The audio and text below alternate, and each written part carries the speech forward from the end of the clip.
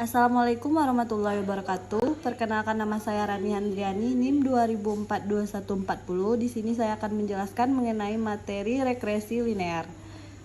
Baiklah, pengertian regresi linear adalah alat statistik yang dipergunakan untuk mengetahui pengaruh antara satu atau beberapa variabel terhadap satu buah variabel. Variabel yang dipengaruhi sering disebut variabel bebas, variabel independen, atau variabel penjelas. Variabel yang dipengaruhi sering disebut dengan variabel terikat atau variabel dependen. Regresi linear hanya dapat digunakan pada skala interval dan ratio. Secara umum, regresi linear terdiri dari dua, yaitu regresi linear sederhana dengan satu buah variabel bebas dan satu buah variabel terikat, dan regresi linear berganda dengan beberapa variabel bebas dan satu buah variabel terikat.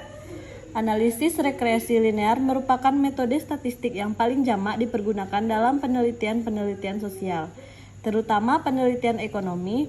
Program komputer yang paling banyak digunakan adalah SPSS, Statistical Path for Service Solution.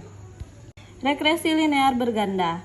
Interpretasi terhadap persamaan juga relatif sama sebagai ilustrasi pengaruh antara motivasi X1, kompensasi X2, dan kepemimpinan X3 terhadap kepuasan kerja menghasilkan persamaan.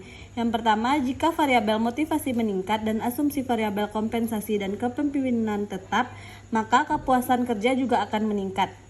Jika variabel kompensasi meningkat dengan asumsi variabel motivasi dan kepemimpinan tetap, maka kepuasan kerja juga akan meningkat. Jika variabel kepemimpinan meningkat dengan asumsi variabel motivasi dan kompensasi tetap, maka kepuasan kerja juga akan meningkat. Interpretasi terhadap konstanta juga harus dilakukan secara hati-hati. Jika pengukuran variabel dengan menggunakan skala Likert antara 1 sampai 5, maka tidak boleh diinterpretasikan bahwa jika variabel motivasi, kompensasi, dan kepemimpinan bernilai 0. Karena ketiga variabel tersebut tidak mungkin bernilai 0 karena skala Likert terendah yang digunakan adalah 1.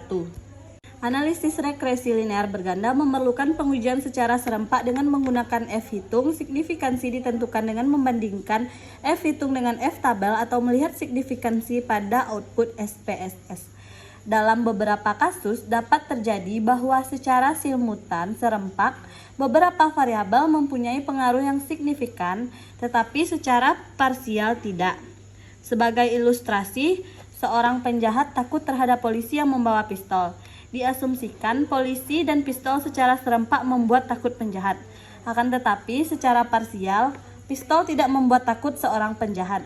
Contoh lain, air panas, kopi, dan gula menimbulkan kenikmatan, tetapi secara parsial kopi saja belum tentu menimbulkan kenikmatan. Penggunaan metode analisis regresi linear berganda memerlukan uji asumsi klasik yang secara statistik harus dipenuhi.